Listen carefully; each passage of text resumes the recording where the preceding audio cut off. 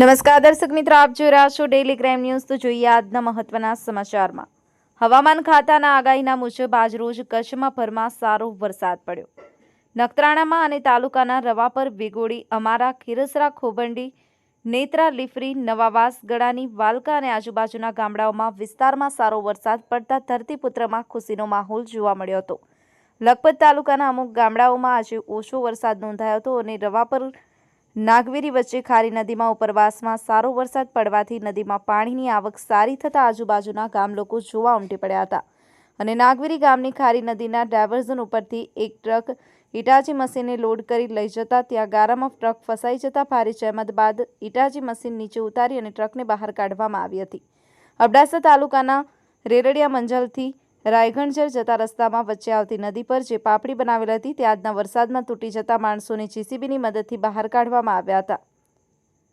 Hasan Thudiya, daily crime news, Ramesh સત્યની સાથે।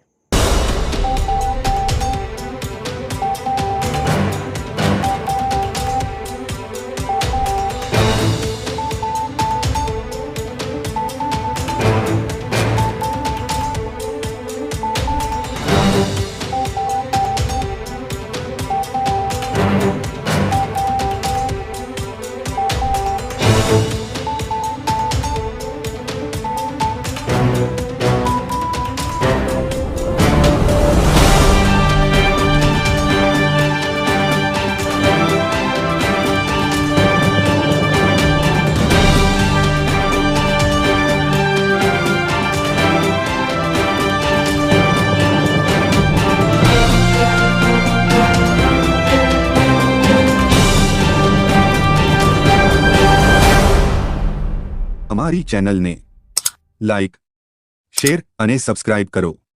Daily crime news, સત્યની સાથે।